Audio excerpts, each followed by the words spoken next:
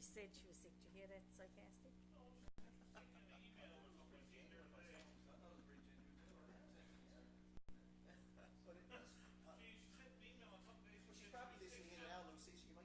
Well, it's one thing saying she is sick, and the other thing is said she was sick.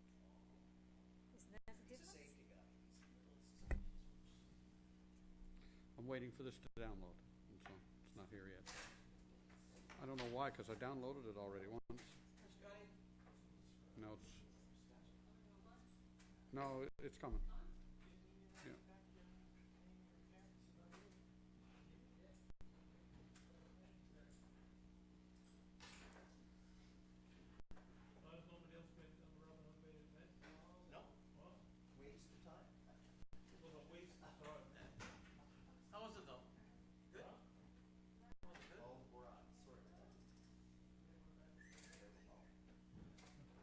I had other commitments. All right, good afternoon, everyone. We'll call the meeting to order. Welcome. The first thing is the agenda. A motion to accept the agenda as presented, moved by Councillor Wall, seconded by Councillor Aker. There are no additions that I'm aware of outside. Does anybody have any additions to the agenda as it is presented now? Beyond what's there, call the question. All in favor? Contrary minded, motion is carried. First item will be the minutes of the meeting of June 14th. Accept the motion on the minutes to be accepted as they are presented, moved by the Deputy Mayor, seconded by Councillor Stoyles. Any errors or omissions? Errors or omissions from the minutes of June 14th? Going once, going twice. Moving right along. All in favor? Contrary minded, motion is carried. Business arising then from the minutes of June 14th. Do we have any business arising from the meeting of June 14th? Anything at all? Going once. Yes. Councillor Lane. Yeah, just I thought I saw an email or something on this, but on 4/13 the Household Hazardous Waste Day, and then the request that went in to find out the Eastern Waste Management Board. Did they not come back with a date? And It's not going to be till this fall. I saw an email. September or something? Did I see an email on? Yes, you did. Yep. So what? September is it? That is correct. Before the committee meets? That is correct. Okay, thank you. Committee has to be reconstituted. I don't believe it. To be honest with you, Councillor, I don't think that you're going to take your seat around that table until subsequent to the provincial election. Now, that's my belief. That'd be my guess. But, you know, that's my guess. Let's put it that way. Anything else from business arising? The minister had made a commitment, though, at the Councillor Stoyles? The minister had made a commitment at the Joint Council that was going to be in place by early September. It may be. He made that, what I'm saying, he made that public commitment to all the people sitting around the table at the Joint Council just a week ago. Okay. Well, let's hope that that is the case, but, we're in the middle of the political season, and I somehow suspect that this kind of stuff is going to get put on the back burner till mid-October. Any other business arising? No other business arising. We'll move on the agenda.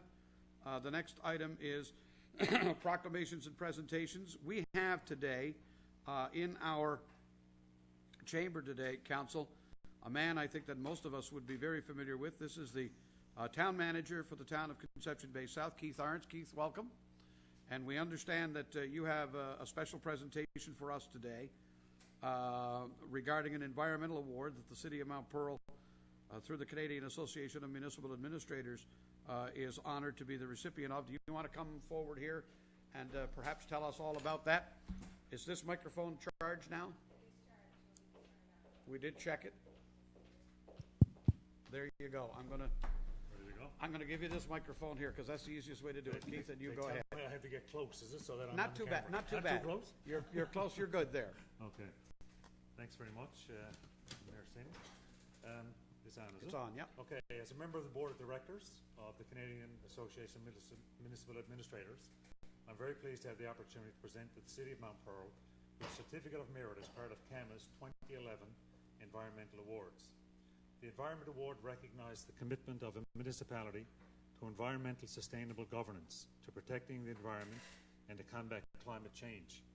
The City of Mount Pearl's nomination was selected from those submitted throughout Canada in the category for a municipality with a population between 20 and 100,000. The city's Glacier Arena expansion, using state-of-the-art energy efficient and innovative technologies, designed to reduce energy consumption and greenhouse gas emissions, yield savings to taxpayers, and provide a healthier indoor environment for staff and visitors, has earned Mount Pearl national recognition.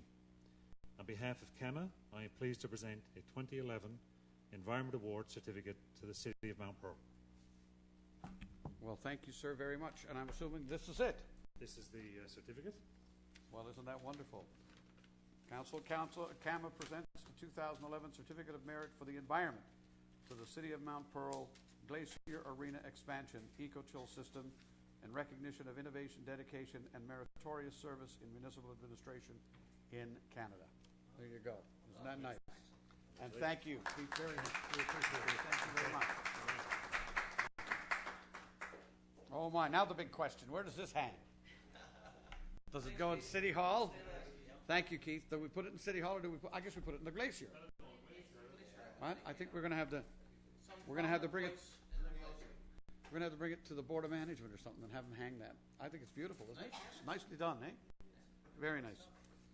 Thank you, Keith, very much. That's wonderful. And thank CAMA. That's great. Okay, moving on the agenda. No correspondence to report today. First will be the Community Services Committee. Councillor Walsh, if you would. Thank you very much, Your Worship. The first item deals with our upcoming Canada... Let me turn this on. Our upcoming Canada Day celebrations, which are scheduled for Friday. This is a great work week in that Monday has been a holiday for many workers, at least provincial government employees. And, of course, Friday we celebrate Canada Day. So for many of our employees, they have a well-earned little break, 3-day work week. On July 1st, most of the focus, Your Worship, at St. David's Field, which is the site where we've had our celebrations for the last number of years, is focused around family activities. It's a great day. We have face painting, tattoos, jugglers, entertainers, and we have all kinds of music for the most part that is focused on families, children, and fun activities. The activities take place from 12 to 3. There'll be the usual attractions like the bouncy castles and all that sort of thing so that Councillor Lane can participate. And we have our official opening ceremonies taking place at 1 p.m. And, of course, all members of council and yourself, Your Worship, will be there and participating in that. So just for the information of the public, this is well advertised on the radio stations and in print, on our website. And we're expecting, we're expecting two things. We're expecting a great day, number one, and we're expecting a big crowd. Now, the great day I can't guarantee. I can't guarantee. So I will tell you that the rainy day site is at the Reed Centre, and we try as much as we can to get as many of the activities inside if it's moved inside, but obviously some of the things can't be accommodated indoors. So just a heads up on that. So again, Friday, for all of us, we'll need to be there at 1 o'clock. It is always supporting the St. Vincent de Paul at the door, so if you could bring along a non-perishable food item, I think the Society of St. Vincent de Paul would be very, very grateful for that as well, and that helps out some of the needier within our community as well. The second item, Your Worship, deals with the second installment for the Abernethy House Museum and Archives. It's totaling $18,750, and we're seeking the approval of council for that, and I so move. Moved by Councillor Walsh, seconded by Councillor Lane. Questions? All those in favor? Contrary minded? Motion carried. Thank you. Third item, Your Worship, deals with what will actually be our final installment as well for the Mount Pearl Y operating grant. This is a grant in the amount of $42,015.50 in accordance with the MOU that the city has with the Y. We know that because of a number of factors, not the least of which is next year we'll be actually probably for 4 or 6 months accessing the Ken Mount Park, or what is now known as the Mount Pearl Y facility, during the period of time in which the Reed Centre is undergoing some significant construction next year. We will not be renewing the contract with the Y. There are a number of other factors in relation to that, so this will probably be the final payment to the Y, which will carry us through to the end of this year when that agreement expires. Next, small You're going to make the motion for that? I'm vote? sorry, All right. yeah, and I so move, Your It's Worship. moved and seconded. All those in favor? Contrary-minded, motion carried. Thank you. The next item deals with a small operating grant that we provide each year for the Association for the Arts in Mount Pearl. Now, most of the arts community are made up of a number of different individual entities, some groups, some individuals, all of whom form the Association for the Arts in Mount Pearl. To try to keep things moving at an administrative level, to help with some of the volunteer efforts and the advertising that they do, we give them a small operating grant. We have already received an account of their activities report and financial statement, and we're pleased with all of that, and we're recommending that we provide them with the $2,500 operating grant for this year, and I so move. Moved, seconded. All those in favor? Contrary-minded, motion carried. Your Worship, we've had a number of bids, 3 in fact, for the provision of bus services for our 2011 summer recreation program. This is our camp program. The bids are, dramatically different. The highest bid is almost double the lowest, and of course the lowest bid will provide us with the same good service that we require for the camps. So we're recommending that the contract be provided to the lowest bidder, Executive Taxi, for the sum of $17,245.80, and I so move. Moved, seconded. All those in favor? Contrary-minded, motion is carried. That's it, Your Worship. Thank you very much. Thank you. Corporate Services, Councillor Lane. Yes, thank you, Your Worship. 2 quick items. First of all, Councillor the Stiles, committee is should we open recommending on this? approval to write off the balance of the account listed there, totaling $2,452.01, and we've exhausted all avenues, of course, trying to collect that, and so now we have to write it off. I so move. Moved, seconded by Councillor Stoyles. Questions or comments? All those in favor? Contrary-minded, motion carried. And the second item, Your Worship, is the invoice for approval totaling $1,396,049.18, and I so move. Moved and seconded. Any question or comment on invoices 1 through 12? Hearing none, call the question. All in favor? Contrary-minded, motion is carried. Thank you. Thank you.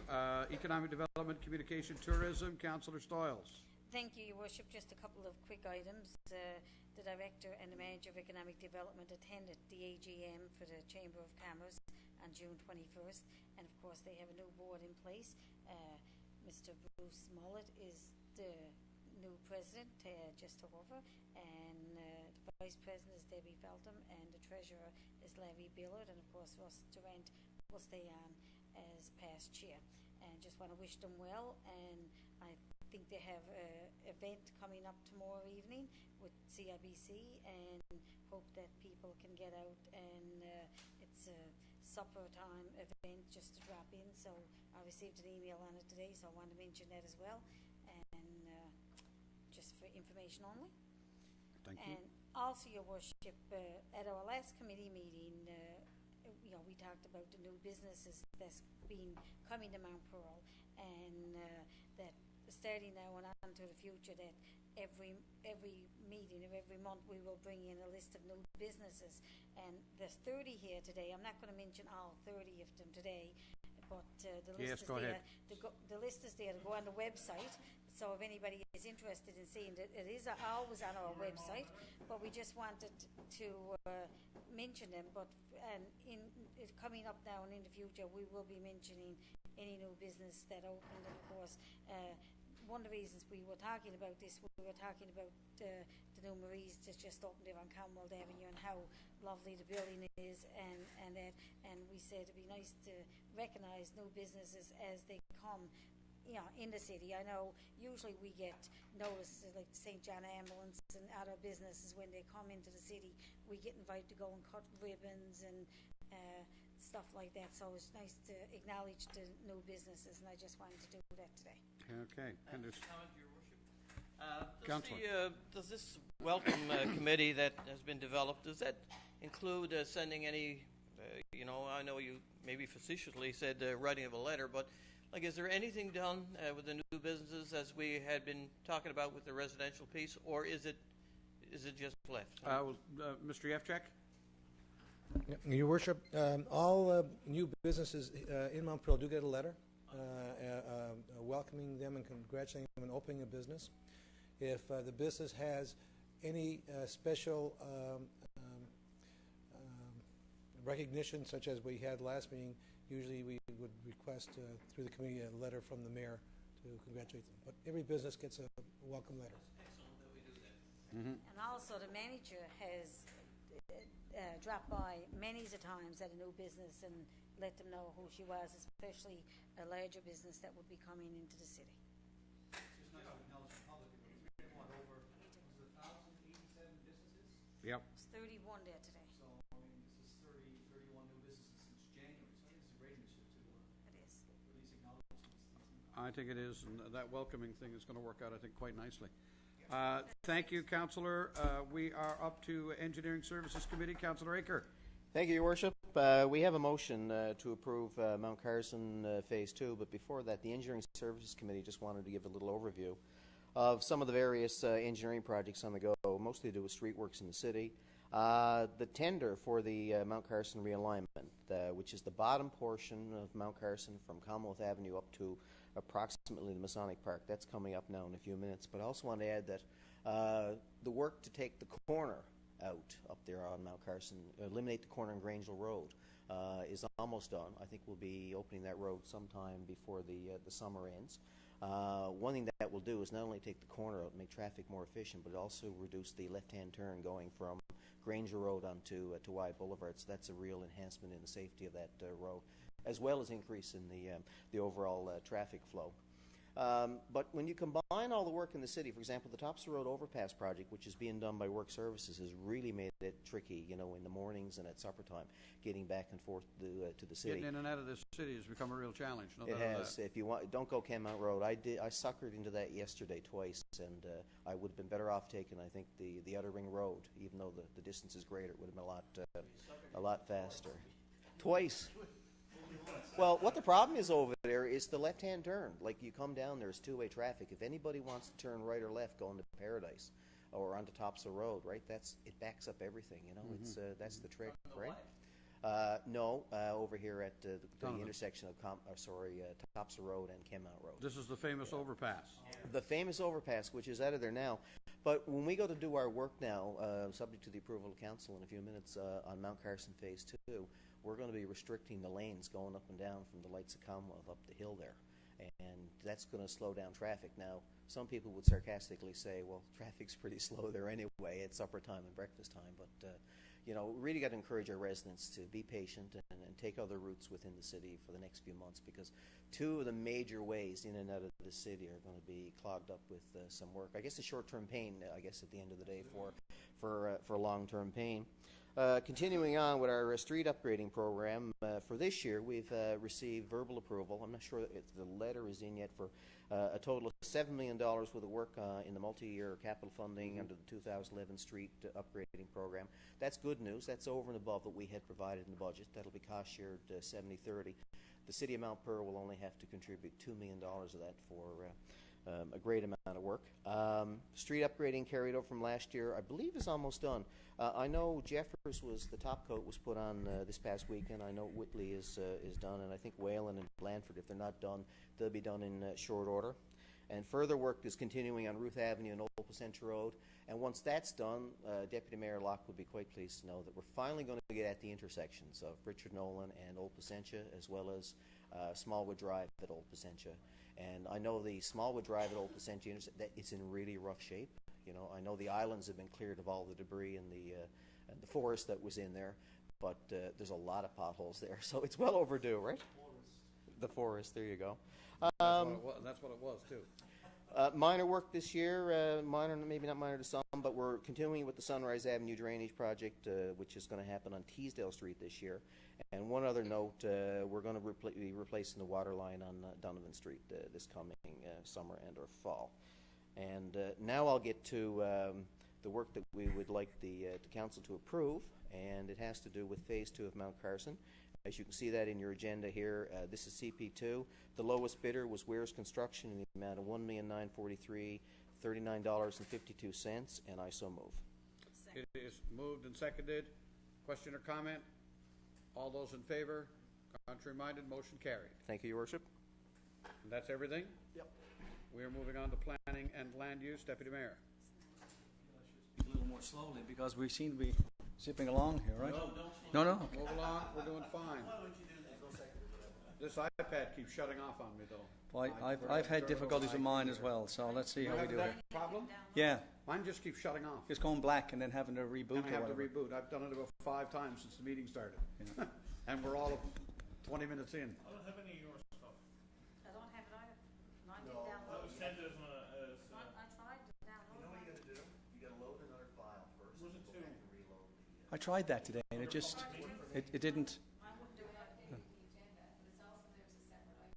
under public meetings? Under public council meeting. I got it here. I I'm can't- assuming I got it. Pattison Outdoor Advertising. That's the first one. item. Yeah. All right, let's begin. All right, the first one, as you mentioned here, is the billboard application from Pattison Outdoor Advertising, 1042 Topsail Road. They're requesting to put up one double-sided billboard that will be lighted, as is indicated there, and have a catwalk on both sides. This is in the mixed development land use zone, and this is a permitted use within this particular zone. There's a map associated there with the 100-meter offset map to compare this proposed billboard to any existing billboards. And as you can see there are no billboards within the 100-meter zone from this. The internal commentaries are outlined there from our various divisions, and ultimately there's no problems. The Department of Planning and Development has reviewed all the information and has no objection with this proposal, and is recommending that a development permit be issued, subject to the following conditions that are outlined there. And the committee is in agreement with that, and I so move. Moved and seconded by Councillor Aker. Question or comment? All those in favor? Contrary-minded, motion carried. The next item, Your Worship, is an application for a deck and a fence along 52 Michener Avenue. And there are some maps associated with this. Essentially, as I said, they want to construct a deck and a fence to the rear of the property. But if you have a look at the map that's included in the kit there, you've had a chance to download it. Going from Donovan Street to Ruth, along that segment of Michener, the properties are zoned residential medium density. But you'll notice that there's a linear strip of land to the rear of these properties that's open space. And There's no walkway there, I think there's a pathway there, but I don't know if it's an official walkway, but there is a pathway and there's a trench and a waterway of some sort that passes down through that. There's a little river there. Yeah, What do they call a walkway? Brook or Stream. No, Yeah, it's not a walkway. Sorry, Unofficial. It's not an official walkway. It's almost like what you have. it's a pathway, Jeff. Yeah, pathway. And the pathway is what is labeled as open space, Well, it falls within the open space, as does the trench, as does the little waterway. leading to the playground. Is that what I'm Yes. looking at? Yep. Okay. Okay, going from Ruth I got there. you. Okay, and 52 Michener is the one right on the corner. Yes. Okay. So they're proposing to build a deck and a fence Yep. that to the rear of their property that would encompass this ditch and waterway. Right. The open space zoning has been in place since 1979, and the history is outlined there. When this development was going ahead back in the 70s, and there's a letter on file to this effect, the intention was that each of these properties along Michener would have a rearage of 100 feet, and an additional 40 feet would be conveyed to the city as a right-of-way, and that's what we deemed as open space. But for whatever reason, surveying errors and stuff like that, that land was never transferred to the city. So when you look at the private property of 52 Michener and all those properties along that strip there, the open space is contained within their private property. So this resident is requesting, I think he has a chain link fence already along the back portion of his property that is within the residential medium density, but he wishes to extend that to take in the ditch and the waterway. So that's essentially what the application is for. From a planning perspective, the open space zoning does not permit any residential use within open space, nor does it permit fence construction or deck construction, either as a permitted use nor as a discretionary use. So on that grounds, from a planning perspective, this application would not be deemed as warranted. And an engineering services had a look at it as well, and the whole notion of constructing a deck across the ditch or a waterway would be seen as a bridge. They don't agree with that. They express some concerns with potential flooding, snow buildup, ice buildup, and the like. So they also would not recommend that this particular application be approved.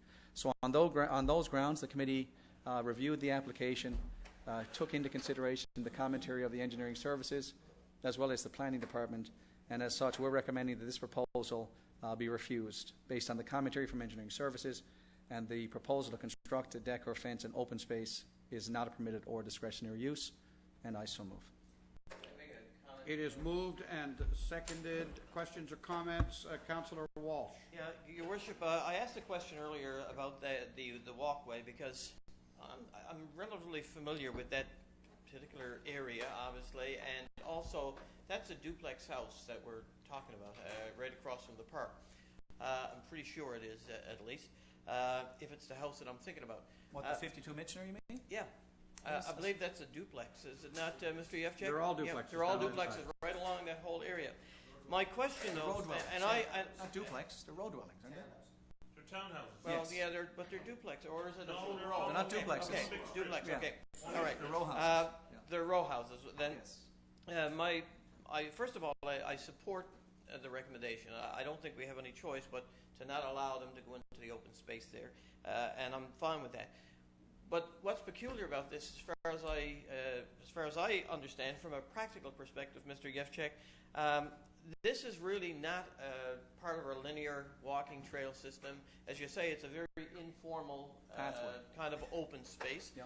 And, sometimes these kind of informal open spaces that are very narrow behind the houses on Glendale and in this case on Michener, and especially across from a park, can create considerable problems for some of the residents there. This is probably not a part of our linear walking trail because of the some of the water and some of the other aspects of the terrain itself. And I'm just wondering, about the wisdom of having that kind of an informal pathway, if you like, behind residential housing that abuts the houses on Michener and Glendale. Sometimes I think we're probably making a rod for our own backs a little bit when you have that kind of thing there. If you're going to do it, and you do it properly, and erect fencing, and you have it built as part of the linear walkway, if the terrain allows for that, fine. Well, I suspect the reason the resident wants to do what they're doing, and I haven't spoken to the resident, is because they want to try to eliminate some of the nuisance behavior and traffic that's behind the house. And I just want to make that point. Sometimes in our development, if you have that kind of a narrow strip, it becomes a very informal walkway. It does become more than a little bit of an irritant to some of the neighbors, and especially down opposite the park. That'd be the very first house to get any kind of traffic, overflow traffic, or grief from some of the kids that may hang out in the park area. And I just want to make that point, that I don't think I've never seen a formalized trail, and I'm familiar with that area, after spending so many years at O'Donnell, and that's not just very far down the road, obviously. So I just make the point from a There are other issues. I don't know whether we can do anything about it because I guess you could if you open up the land, the debate happens again. Do you sell the land to all of the people? On for example, the back of Michener, do you provide that opportunity? But what we've gotten into, Councillor Lane, when we've done that in the past, is all of them need to either step up and be part of all or none. And so my experience with that is you never get everyone. It becomes expensive, so the likelihood is that we're not going to do anything. But when we create these kind of open space buffers, sometimes we create problems for ourselves. Yeah, Your Worship, I have a question. Well, about one this. of the issues here is that the 100-foot rearage for these properties is 140 feet. It was supposed to be 100. The 40 feet was to be deeded to the city. It was never deeded to the city. Yeah. And now, in reading the report, I see that a number of people have done exactly what this homeowner wishes to do. They've done it informally. So we're obviously in a position now where we're going in and tear down people's decks. Yeah, well, the concern I want to raise on this, to be honest with you, is that it's my understanding, and correct me if I'm wrong, I think you just affirmed that, it might be zoned open space, But this is private property. This land, this is not the city's land. My understanding is that this is not the city's land. Correct. This land actually belongs to this person. Yeah. And it strikes a chord with me because I can remember dealing with a resident in that same row of housing, was further down the other end actually. And that particular individual was having a problem with mice and so on, and which was deemed to be coming from that little stream. And when she approached the city and I was involved in it, we basically said, "There's nothing we can do for you. This is your private property. Deal with it yourself."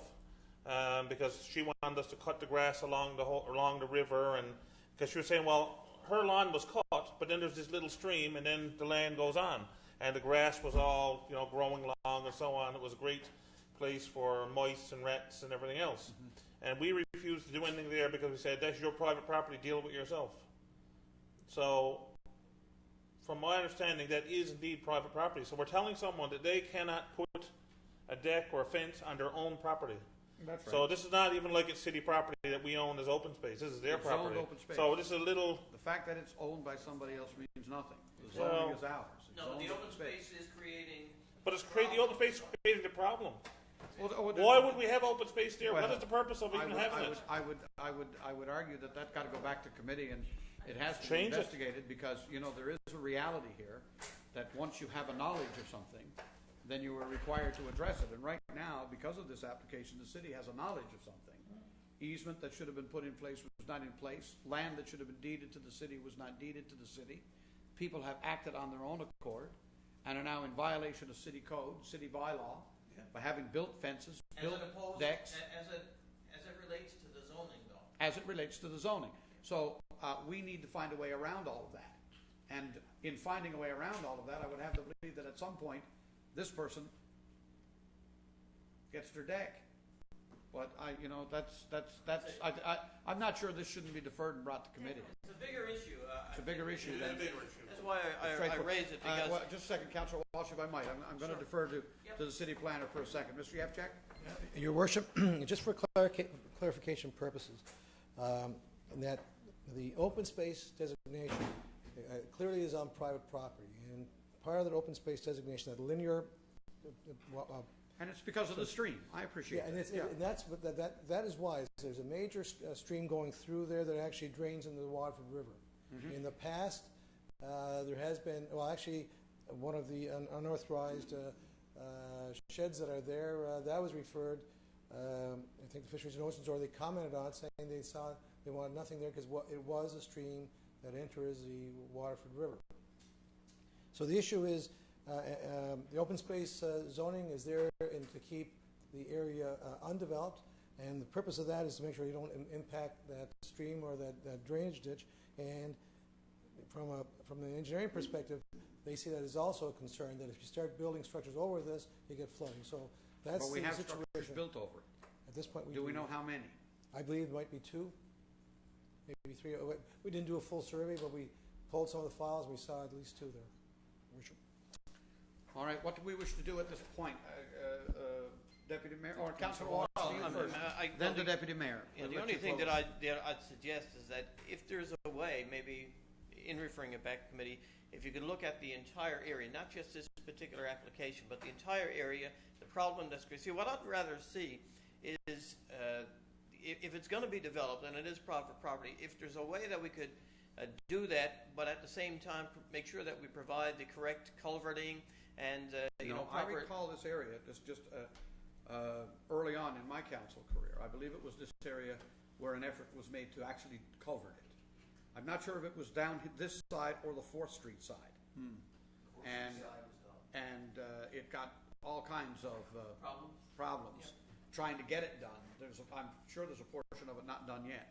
Well, I guess for me, and the only reason I'd suggest that maybe council, the committee of council, have another look at it is the reality is that there's development there, some of which, in fact, clearly is in violation of our regulations and development regulations, and it seems that in this particular case, obviously they're going through the proper channels in terms of application, where we really don't have any choice but to turn it down, and all members of council support that. So maybe it might not be a bad idea, outside of this one development application, to have a look at the whole area and see if there's another way of actually dealing with it, because it's not totally unique, but I think it is a strip of land that has presented some problems, and there is already existing development on it that is clearly in violation of our development regulations. There are buildings there that are problematic. This person sees what's going on, is trying to go through the proper channels to seek approval to build something in the on the person's, as you say, Councillor Lane, on the person's own private property, and we're saying no to that, as we should, because it's in open space. So there might be a way to address it and address some of the other issues, and perhaps with a little more consistency and clarity.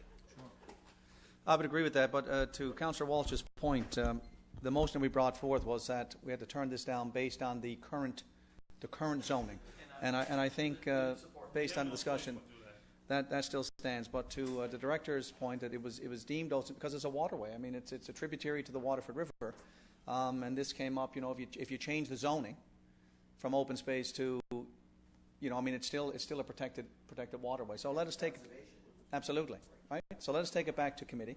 But I still will stick with the current motion that I have here to reject this application as it currently stands. So the recommendation of the committee and the will of council is to not defer this, but to actually vote on it, turn it down, Yes. and then go back and have a look at the entire, The larger problem. that this application now makes us aware of. Right. Well, could we not defer this as well? And if looking at the larger picture, we might find a way to approve this. No, I don't think that's on. Maybe we won't. I don't Because know. they're applying under open space. Right, and it can't. And I think we had a similar one not a couple of months back. We did the same thing with zoning. And we Can't build over the river. yeah, right. All right. Okay, that's the motion. So we So you're making the motion. yes. Okay, no one is making a motion to defer, I'm assuming. All right, that being the case, we will call the question. All those in favor of the motion to refuse, say aye. Contrary minded, motion is carried. I would like, my fear with what we've just done, Deputy Mayor, is very quickly that this issue goes away. Whereas if there's a pending application, there is a certain urgency to get the matter dealt with. Well, we'll keep it on the radar at the committee level. So we'll gonna trust put you it on the on agenda. that. Okay, hold me to it. First of all, I would just ask as well that if in deferring this,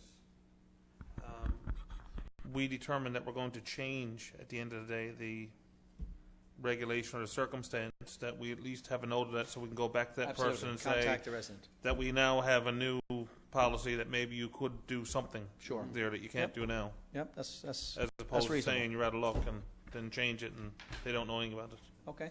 Okay, next item. All right, the next one, Your Worship, has to do with 37 Commonwealth Avenue. And this has to do with an application that we received back in December of 2010 to basically extend an existing shed that is on the property to an accessory building. And at the time, on our public meeting of January 25th, this application was refused for zoning reasons. The applicant then appealed it, appealed our decision that went to the Eastern Regional Appeal Board. But due to the delays, the fact that there was a non-appointment of an appeal board at the time, and there was concerns that, it may not be heard until sometime in the fall, the proponents contacted council. They came in, met with our committee, the Planning Land Use Development Committee, and based on that, additional information, we decided to bring it back to council to see if we couldn't process this particular application as a discretionary use along Commonwealth Avenue. Council agreed to do that. So we did process as a discretionary use, and of course, as a discretionary use, public notification was required. So we went through the normal process where we advertised the proposal in the Telegram. We've also put it up on our city's website. The properties, residences within 150 meters of the property. I think there was 123 there. They were all contacted, and there was a date set. I think it was June 24th, yes, where the deadline for anyone to submit any representations or objections. We received none on the 24th, so as a result, the briefing session that was actually scheduled for tonight was indeed cancelled.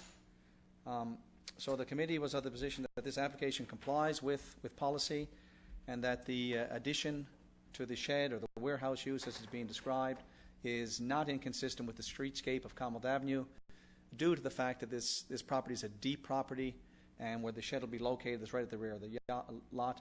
And in fact, Councillor Aker and I visited the site, and essentially, I mean, the way we saw it was what they want to do is put an extension onto an existing shed to basically store some of the materials that are currently out on the ground inside the property.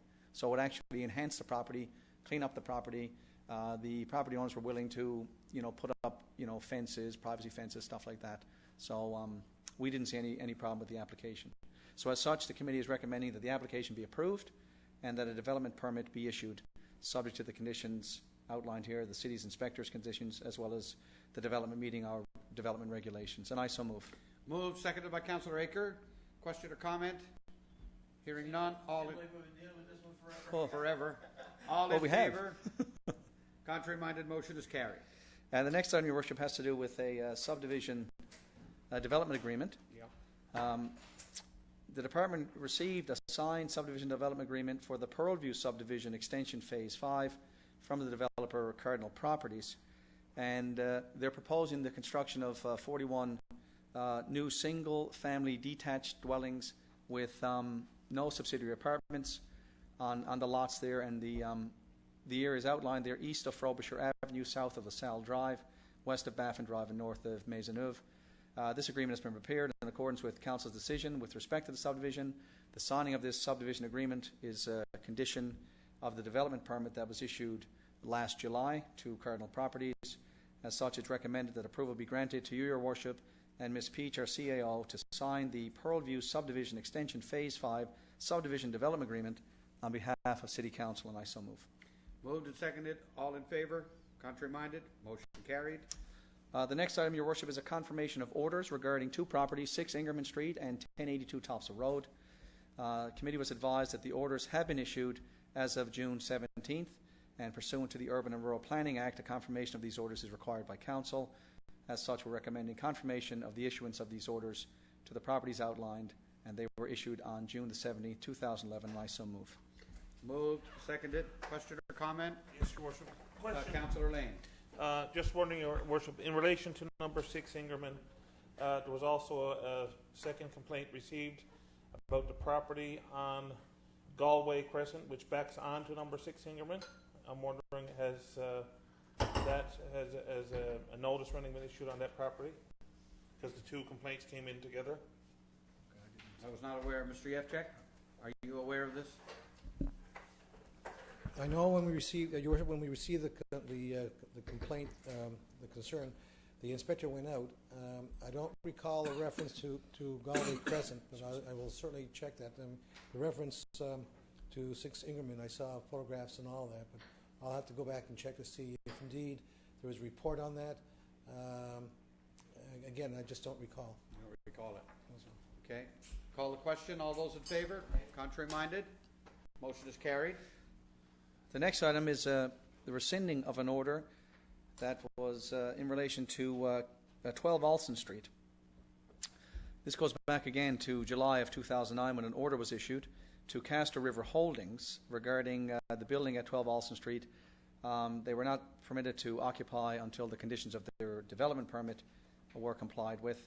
The property owner again filed an appeal to this order, and in summary, an appeal hearing at the time was deferred at the request of the appellant and the agreement from the city in order for them to proceed and try to meet the conditions there.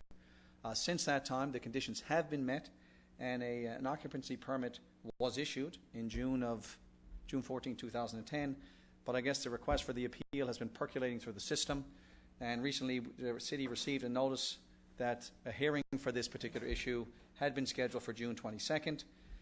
Because we don't need a hearing anymore, contact was made with the Office of the Appeal Board, and it was learned that a rescinding of the order from Council would be sufficient documentation to have this appeal officially cancelled and this file officially closed. So as such, we're recommending that the above order be rescinded and a copy of the documentation be submitted to the Office of the Appeal Board so that the appeal hearing again can be cancelled and this file may be closed, and I so move. Moved, seconded. All in favor? Contrary minded, motion carried. Next item, Your Worship, is a notice of motion in accordance with Section 39 of the City of Mount Pearl Act 1988. Take notice that, in accordance with Council's public notification policy, I will, at a regular meeting of Council, move an amendment to the Mount Pearl Development Regulations 1988 that, if enacted, will rezone the property located at 291 Old Placentia Road from community and public services to office buildings. The purpose of the proposed amendment is to rezone the property at this location to accommodate a proposal for a medical professional use. Thank you. The next is the development permit list for June 13th to June 24th, 2011. There are 3 items on this list, and I move that they be accepted as presented. Move the development list. Seconded. All in favor? Contrary minded, motion carried. And the last item, Your Worship, are the building permits for June the 12th to June 24th, How are we doing? We building 2011. anything? We're building lots by the looks of it here. Under the residential category, the total is $1,207,900, and commercial construction during the same time period was $34,200, bringing the total for this time period to $1,242,100. And I move that these amounts be accepted as presented. Moved, seconded, all in favor? Contrary minded, motion is carried. And that's it for me, Your Worship. Thank you. That concludes committee reports. We're up to new business. Don't know where I started last time. Where did I start last time? I started over there. We'll start over here. Deputy Mayor? You're going to go in this order? Perfect. Yeah, why not? Sure. Just 2 items. The first, and this comes up with the policy for covering our garbage, and I know that we've recently began. The policy from hell. Yes, but in fairness, I think, and I've heard from several residents on this, my wife included, that this time of the year, when we have a container where we put our garbage. She raised it, and I said, valid point. In her gardening, when she does her clippings and stuff, like anything that birds or dogs or cats won't get into, grass clippings, dandelions, she generally puts that outside the container. If the container is full, she doesn't see the need to put a netting over it. And I think many residents did the same thing. They have their containers, they put it under the nets or the blankets, and they left the dandelions and stuff like that out. But in fairness to the collectors, if they're going along collecting this and it's in a black garbage bag, how can they know what is and what isn't garbage? Well, do we then want to go down the road and say that you got to put your grass cuttings and dandelions in a clear bag and cover it? Right. Well, and that's the point. The point I said to all these residents, the simple solution is put everything under your covering.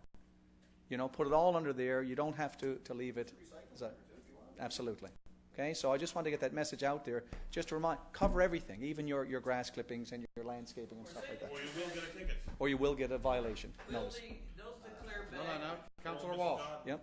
Those clear bags suffice, Mr. Lush, because I mean, you know, the deputy mayor is correct. The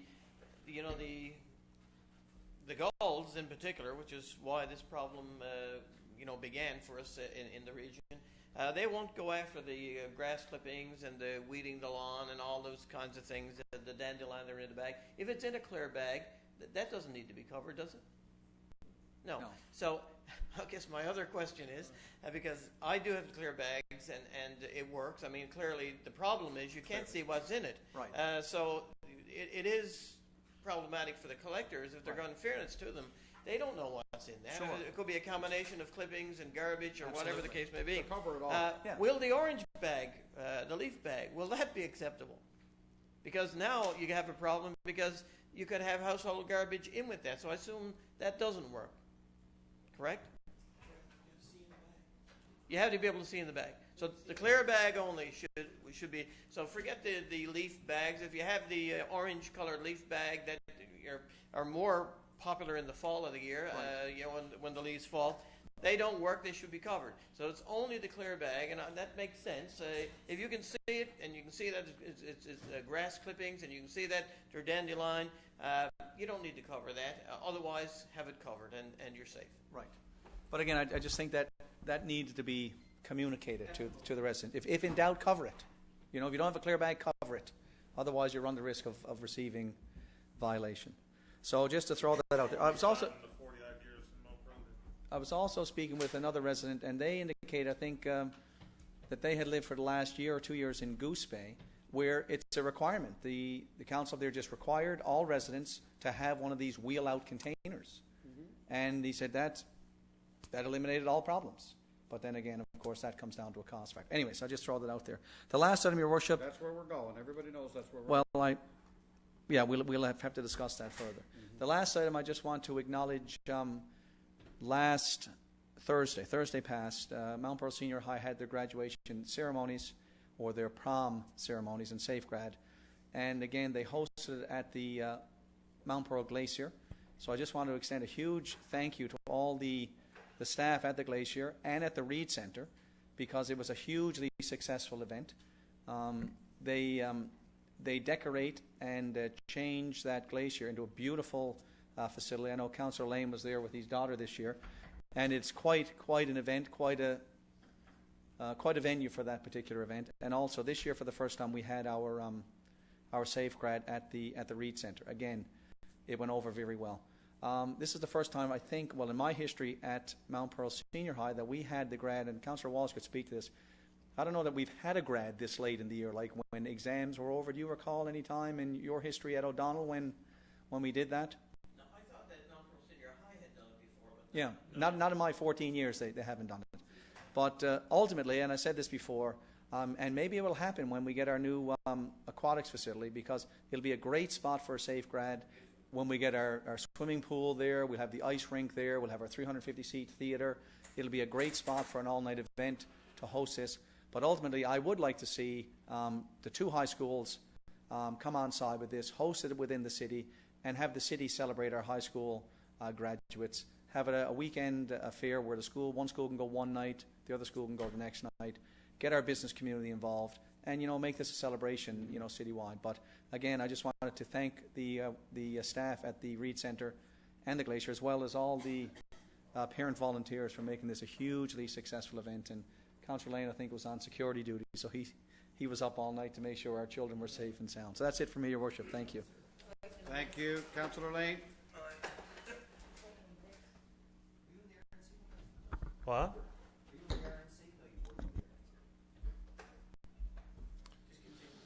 We'll just continue on. A couple items, Your Worship. First of all, Councillor Walsh did mention Canada Day celebrations, but I also wanted to mention that that's also our Veterans Day ceremony is going to be taking place at the Legion on Friday as well. So obviously we want to encourage as many people as possible to get out to that. Are we laying a wreath? Yes. Yeah. Deputy Mayor's going to lay a wreath. There you go. I don't get that day off. I actually have to work. Oh, okay. Jeez, sucks to be you. Tell me about it. Yeah. Anyway, want to encourage many people as possible to get out to that, and that's really, I think, the most important of the two. And I have to say, on the Canada Day thing, I will be there with mixed emotions, to tell you the truth. And there were some suggestions of municipalities banning Canada Day, flying the flag upside down. I don't agree with disrespecting the flag flying upside down, but I certainly could have been ahead for having a Newfoundland Day, which was one thought, but obviously we're going to go ahead with Canada Day. Second item, Your Worship, I just wanted to inquire, maybe through Mr. Yepchek, if you can contact Newfoundland Labrador Housing, find out when they're going to get started on those 4 or 5 homes up there on Farrell Drive. I've had some inquiries from residents again. They were supposed to be started that last year, nothing happened, and from all accounts, driving by it, it seems like there's still nothing happening. From what I can see, at least, everything is still boarded up. It's a total eyesore, and they're no different than any other resident in Mount Pearl. Their property has to be kept up just like everybody else's, and it hasn't been for the last year. And related to that, I'm just wondering, do we have any way of ascertaining right now if properties in the city are actually being rented? And I don't mean, when I say rented, I'm not referring to someone who has a basement apartment and is living there, but if somebody owned a house and they're renting the whole house, do we know that? Or is it only on a case-by-case basis we find out? Do we have a code, like in tax, when we're doing taxing or anything, to know if that's the case? No? I don't think we would know. We wouldn't know? Okay. Well, we could certainly find out. I mean, it's not readily available. We could find out by simply looking at the billing address. Or tax Yeah, okay, okay. That's fine. I wasn't asking to go through a long, exhaustive process. I was just wondering if that was information that we would just sort of know, because it would be a good idea to get, I was suggesting that we could get a notice out to people who own rental homes, that some of the complaints that I've had, I'm sure others have had, about property condition, more often than not, they tend to be related to rental properties. Yes. And I know there's if you go up in Pearlview as an example, there's no problem to know when you say drive up front in Aberfrobish or whatever, there's no problem to tell where the properties end, where people are living in them, and where the rental homes start. All you got to do is look at the lawns, look at the lack of paint around the doors and windows, and fences falling down and so on. And I would suggest that 90% of the time the complaints that we receive on deficiencies of properties wind up being rental homes. And I think there should be zero tolerance with that. That's nothing. That's a business. If you have rental homes, it's no different than having any kind of a business, and they should be kept up and maintained to the highest standard. So it's too bad we don't have a way of being able to send something out to these people. I guess it'll just be on a case-by-case basis, but that's why I was wondering if we knew where they were, we could send out with their tax bill, just informing them, do you realize, even when it comes to people, tenants that are putting garbage out and everything else, like somehow people get this sense, well, the tenant did it. I didn't do it, the tenant did it. But it's not the tenant. It's ultimately, as you as the property owner are going to be responsible if you have a tenant that's causing problems, right? Mr. Yevchek, I see you waving there. Thank you, Your Worship. Yeah, I think maybe if indeed there are properties that are that have, I guess, property maintenance issues, one thing that could be done is just having staff drive through the city and just determining what the properties are, rather than trying to determine which are rental and which are private.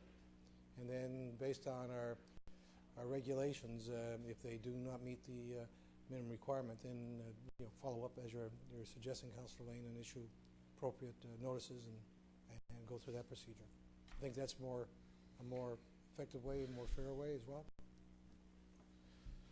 Yeah, I'm not. I hear you, and I'm not so sure I'm necessarily advocating now that we're going to be, because I can assure you that if you started driving around the city, there's hardly a home there where you couldn't pick out some little thing that might be wrong. And I don't want us to get into some kind of a Gestapo state or something here. But I guess the point. Gestapo state? Yeah, I guess the grass police? That's right. And I guess the point is, though, is that I would say that 90% of the time, when I have received complaints regarding properties, I even think the two that we issued the order against tonight, if you were to check, I believe both of those are rental properties. And that tends to be the trend on an ongoing basis. So obviously, it'd be good to get the message out. And I thought that if we had a way of knowing what they were, we could send out a notice to them saying, do you realize, as a property owner, even though you don't live here, you are responsible for these things, and we will be, we have certain expectations that we would want you to follow and so on. But if that can't be easily done, I guess we'll just deal with it on a case-by-case basis. That's it. Thank you. Thank you, sir. Councillor Stiles? I just have one item, Your Worship, one due to pass along a sympathy letter to the Roberts family. To the, I'm sorry? The Roberts family, Mr. James Robert passed away, and I'd like for you to Right. send a letter of sympathy to the family. He was 90 years old. He was a long-time resident of Mount Pearl, lived here actually for 64 years. Him and his wife were married, and they moved to Mount Pearl over 60 years ago, and he passed away last week, and I'd like for you to send off. We'll do that. Thank you, Your Worship. Thank you. Councillor Walsh? Just a question for Mr. Lush. Are we delayed beyond where we might normally be delayed for the street upgrading program? Mr. Lush, I was talking to somebody on the weekend who said, and someone who's in municipal government said that it's his expectation that we're going to be even later than we usually are. If you took note in our engineering report, the CP 1, 2, 3, and 4 of the street upgrading program is actually the 2010 program. So, obviously we get very, very much delayed because we're so late getting contracts out. Is it your expectation, Mr. Luster, we're going to be actually even more delayed into 2011? I know we've gotten a verbal, a verbal acknowledgement that the $7 million has been allocated. I guess we can't do anything, though, until we have written notification. And, how long will it be before we get tenders placed and we actually get started on our 2011 program? Mr. Lush? We're behind on the multi-year, but we're ahead on the gas tax, so it'll balance out to be a standard year. Mount Carson's ahead, right? So that's about half of what the... Yeah, but actually, Mount Carson was actually started last year, too. Yeah, but this phase of it's actually... Yeah, so... They're actually in on advance. balance, it works out. Okay. We're doing okay. So you don't expect any unusual delays? I expect the normal November rush. The normal delays is what he expects. Right before snow, right? Yeah, absolutely. And we'll be doing 2011 year next year in 2012. Absolutely. When can we, since we have you on your feet, Mr. Lush, an item that I was going to bring up, might as well do it while we got you there. I know that the weather has really caused a delay in getting lines down.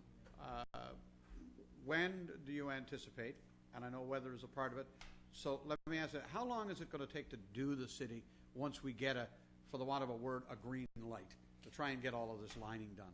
They required 30 days, and they've had 10 good days, so they need another 20 good days. So you're looking at at least another month. So it'll be August before we actually get the city completed, all things being equal, unless we get at the current rate a tremendous stretch of weather. Yeah, unless you get, but the contractor had 30 days to comply. That's 30 days without rain, so usually it takes them, a couple days of rain in amongst the 30 are not bad, but they need a good solid 25 days to actually get it done. They've had 10. I'm surprised he's gotten 10 in. Yeah, so. All right. Oh, I'm sorry. You a question as well? Just wondering, is there any order in which you do the roads? Because I know probably 10 or 12 residents have expressed concern about the industrial park in particular. One of those turns where there's absolutely no lines. And in the nighttime on a wet night, it's very, very hard to determine in which lane. So some suggested that perhaps we do that area, closer to the top. Do we have a priority? Is there a priority list? Yeah, the priority list is all the main thoroughfares, so they just haven't got back there. But you see usually Topsail Road is the first one done, Mount Carson intersection, coming down Commonwealth North. So there is a priority list. We can look to see if there's one that should be on the list, but there is a list. Okay. No, the whole city, boy. The whole city That section's being repaved. And this time of year, we've got more people than normal who aren't used to it. I think that's the section running being around. repaved. So that we wouldn't put lines on it because it is being repaved. Is that the part that's under construction now? Commonwealth is, but not the, Yeah, I'm not sure. All right. No. All right, so we got him on his feet. See, so he was on his feet. Just wondering, on Commonwealth, can we have a look while you're at that? And I mentioned this to you before, and you put, I think, a reflector you're going to up on the island. But when you're where we realigned Mount Carson Avenue, I guess a couple of years ago, whatever, that I don't know if anyone's noticed it. When you actually go up Commonwealth Avenue, and you can go right on top, so you can go straight and go left. When you go to that straight left piece, it's almost like you feel like you want to run into that island, especially in the nighttime, and if you're not familiar with it, because it's out of line. It's out of line, and I don't know when we're painting the lines if there's a way that we can get more advanced warning. Like if you're used to going up there all the time, you kind of are half expecting it, but if you're someone who's not used to it, you're out in the lane right away. yeah, it's like, Yes, I can. yeah, it's like when you're going up there and you have the two lane, like you don't go right, you're going to go left. You want to go straight up Mount Carson, what you want to do, and it's like the way the road is lined up, it's almost like you're going to go right aboard that island. You got to veer out to the left, and you know if you're doing it all the time, you're kind of used to it. But if you're not, boy, I tell you, it's I've not noticed it myself. yeah. Okay. So Anyway. I don't know if there's some advanced warning as we're doing the lines to give you a more gradually get you into it, or paint something there to help move that traffic along. If you can have a look at that. Thank you. Councillor Aker? Nothing at all. I don't think there's any need to review the rally on the weekend or any of the other stuff that's been ongoing, so I'm just going to ask for a motion to adjourn. Moved by Councillor Aker. We stand adjourned. Thank you.